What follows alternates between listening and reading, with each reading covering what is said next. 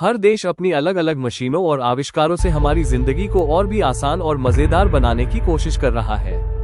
जैसे भारत ने अपनी सुरक्षा के लिए शानदार तकनीकें बनाई हैं, अमेरिका ने ऐसे रोबोट बनाए हैं जो इंसानों की तरह बात करते हैं और इमोशंस महसूस करते हैं। लेकिन अगर बात हो जापान की, तो वहाँ की टेक्नोलॉजी दुनिया के सामने कुछ और ही है। जापान में लोग सुबह से लेकर रात तक अपनी जिंदगी के हर छोटे बड़े काम में टेक्नोलॉजी का इस्तेमाल कर रहे हैं, चाहे वो सोने से लेकर खाने तक की बात हो या फिर बाथरूम में जाने तक।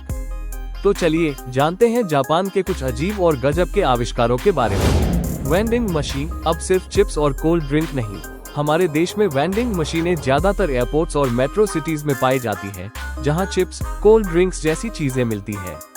लेकिन जापान में, वहां वेंडिंग मशीन से आप कुछ भी खरीद सकते हैं, अंडे, बर्गर, जूते, कपड़े, कुछ भी। तो अगर ऑफिस जाते वक्त टाई या रुमाल भूल गए हैं, तो बस रास्ते में किसी वेंडिंग मशीन से खरीद ले, कोई परेशानी नहीं। ऑटोमेटिक साई-फाई दरवाजे। आपने फिल्मों में देखा होगा जहां दरवाजे बिना छुए खुद ब खुद खुल जाते हैं।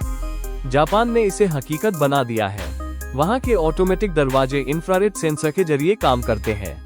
ये दरवाजा आपके शरीर के आकार के हिसाब से खुलता है। और एक खास बात, ये दरवाजे केवल उन्हीं लोगों को खोलते हैं जो अप्रूव्ड लिस्ट में है। अगर आप लिस्ट में नहीं है, तो दरवाजा नहीं खुलेगा। कुत्तों के लिए चश्मा। जापान में कुत्तों को फैशन आइटम की तरह देखा जाता है। यहाँ कुत्तों को अलग अलग स्टाइलिश चश्मे पहनाए जाते हैं। अब ये चश्मे हर नस्ल और आँखों के आकार के हिसाब से बनाए जाते हैं, ताकि आपका कुत्ता भी दिखे सबसे स्टाइलिश।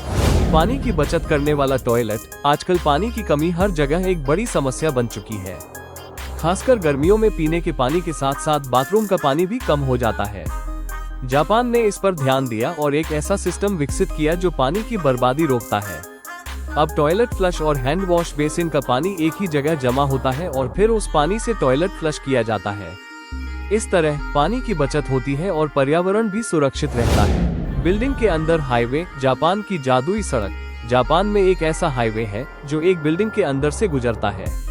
इसे हनशिंग एक्सप्रेसवे कहते हैं और इसे बनाने के लिए बहुत एडवांस टेक्नोलॉजी का इस्तेमाल किया गया।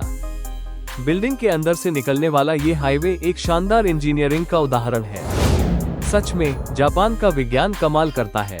तो अगर आप सोचते हैं कि जापान सिर्फ रोबोट्स और एनीमे के लिए जाना जाता है, तो आप गलत हैं।